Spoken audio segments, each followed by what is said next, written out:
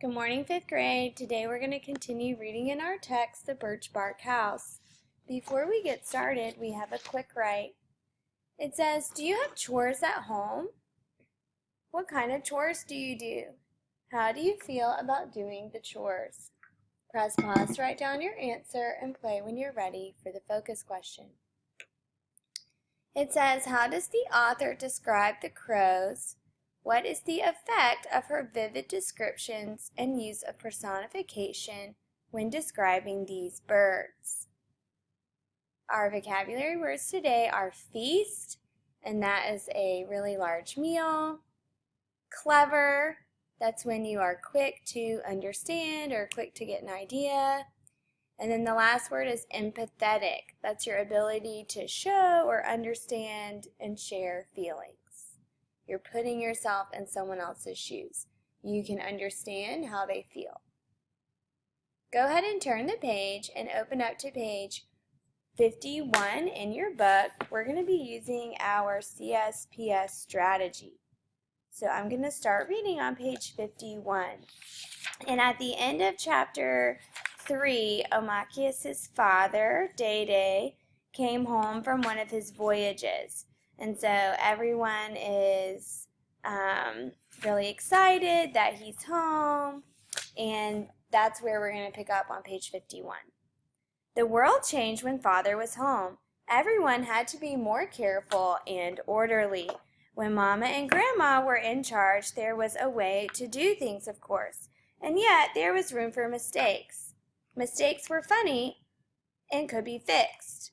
With Omachias' father, Mikwam, or Ice, everything had to be done exactly right.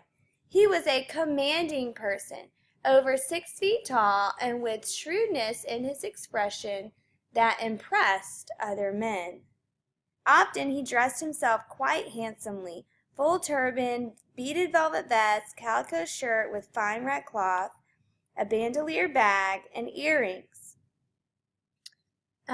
We'll stop right there because we have, we're going to keep reading until the next page and get more information about Day. He always wore at least one fancy earring, and it glittered and spun at his jaw and when he abruptly halted or changed directions while he was walking. Mikwam was very funny, and the camp was always full of laughter. But it was an uneasy laughter. At any moment, Day's mood could change to Barb annoyance. Much of the laughter had to do with her father's sly wit and sharp tongue. There was no one he could not imitate, no one who escaped the sharp humor of his gaze, no one about whom he could not make a joke. So when Day made a joke about people, they didn't get offended. They were actually flattered that he was like paying them attention because Day is like a really popular person. He even tested old Tallow, but he loved giving her little gifts too, and in the evenings he told stories until way after the owls began to call. With Day home, things were more exciting, things were more difficult, things were less predictable, but somehow more secure. All right, in box 1, we are going to write down our information about Day. In 1A, you would write, Day is tall and respected by everyone. He liked things to be done exactly right. He was also funny and unpredictable. Press pause to write down your answer and play when you're ready to keep reading. We're in the middle of page 52. First thing Day noticed was the corn. How tall it had grown. How the rain had plumped up the ears. What a good crop they had this year. Mama and Grandma were pleased and contented with the crop, but Day was jealous of the amount of new corn he saw the crows devouring. Early on in the morning of the second day he was home, he cut poles, used basswood twine to rope together 2 platforms, one on either side of the cornfield. When he had tied the legs securely and when he had positioned them just so, he called Angeline and Omachias. I want you to climb up here and stay here and drive away the birds. He gave Amachius 2 smooth sticks to clack together to frighten the flocks, and Angeline his tattered old shirt to flap in the air. He didn't need it any more, for Mamma had made him a new suit of clothes, a calico shirt, skin leggings, a set of blue broadcloth breeches trimmed with red wool. Onto the shirt she had sewn 4 carefully hoarded brass buttons, gleaming, each marked with the French flower that the voyageurs called fleur de lis. Now, on a sunny day, with the sweet haze in the air, the promise of rain low and far at the edge of the horizon, Amachius and Angeline started for the cornfield. They argued back and forth about everything and nothing. Stubborn and bored with each other, they fell silent.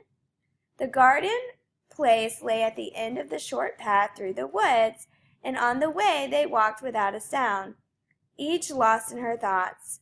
Perhaps because they had fallen into an angry silence, they walked quietly enough to come upon Old Horn, the magnificent buck deer who had lost half his antler rack defending his island territory.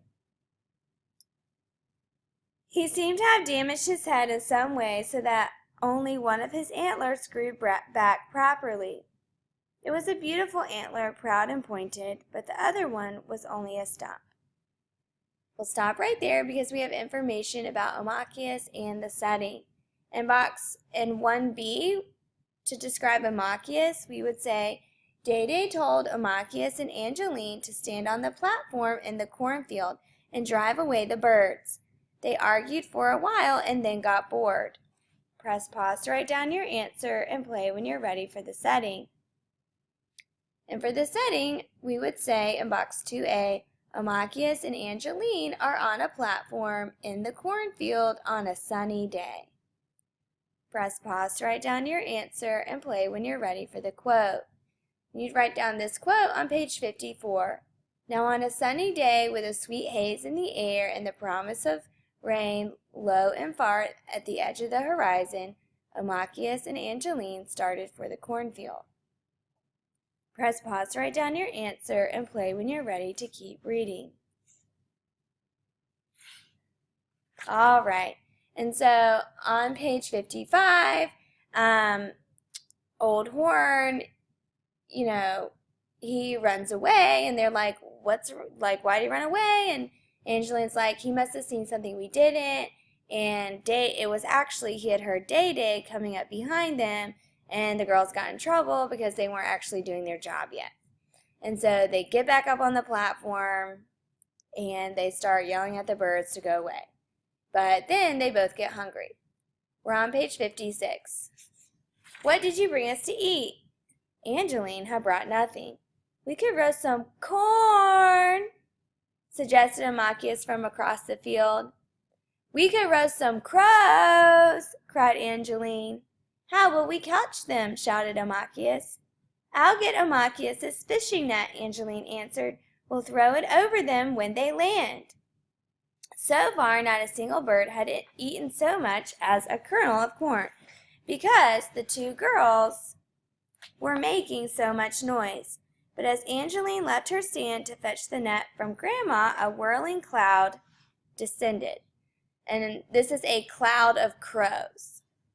The smart crows and red-winged blackbirds knew when their chances of getting a bite of corn had improved. The crows spread over the corn with cries of greed. Ravens, bigger and smarter, waited on the outskirts of the field to see whether it was safe to join the feast. Determined, Amachius yelled louder and louder and clacked her sticks. She had helped harvest each seed saved in Mama's seed bag. She had watered those seeds with water hauled from the lake, muckuk after muckuk of water, until they sprouted and grew. Then she loosened the earth and weeded with Mama's big moose antler hoe and her own small hoe carved from a crooked tree branch. She had guided these corn plants and worked hard, and she was not now going to give up the winter's dry corn soup to a flock of birds, no matter how hungry they were. We'll stop right there because we have information about the first problem. In box 3A, you would write, When Angeline leaves to get a nut, the crows started eating the corn. Press pause to write down your answer and play when you're ready for solution number 1.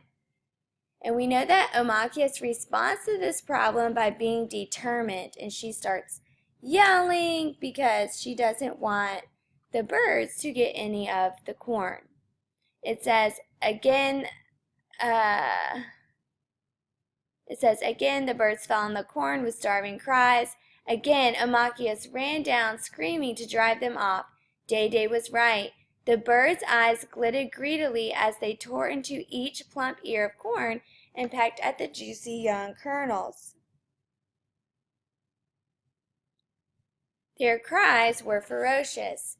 Until her sister returned, Omachias ran from one end of the field to the other, shouting, flapping her dad's old shirt and cracking the sticks.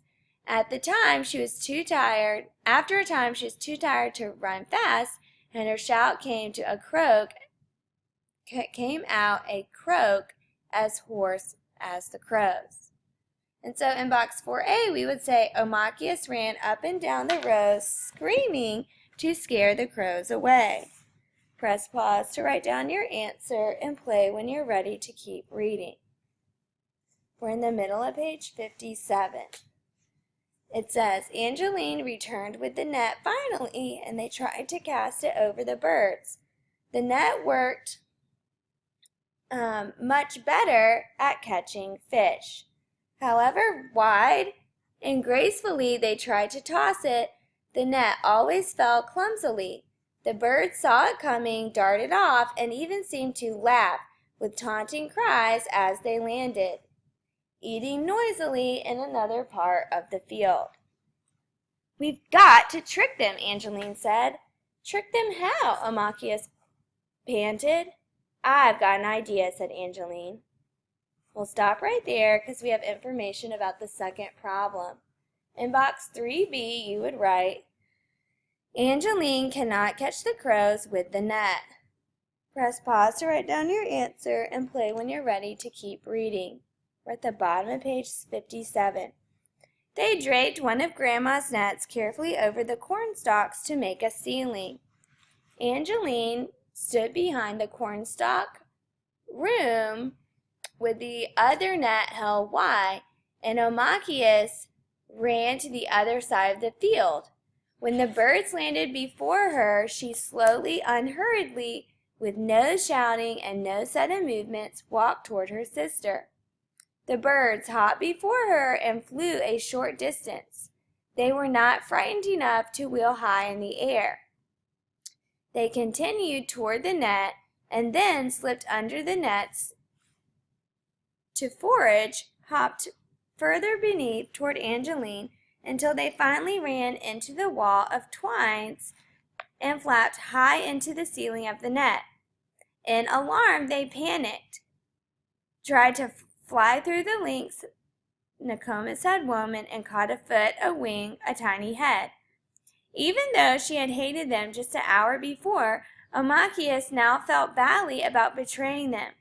And as she drove the birds into the net, she begged them to forgive her, saying the words she heard her grandmother use. Forgive us, we have need, we have need. She turned away as Angeline caught each struggling, flapping bird and broke its neck with one quick, strong twist. They harvested birds for the next hour and the next hour until the sun sank low and the remaining birds withdrew from their perches for the night. Then, as Omachias was gathering in and folding Nokomis's net, she noticed one bird was left, struggling hard to free itself. It was a crow from a late nest. Though it hopped up and down with great energy, it couldn't quite fly. They already had a pile of birds large enough to fill the biggest parching tray, which Angeline had fetched from the camp. Omachias decided to set this last bird free, and she gently undid the basswood fiber twine from the sharp black claw foot, its neck, a ragged baby feather wing. Holding the bird in her hands, she set it on the ground and waited for it to fly off. It sat still.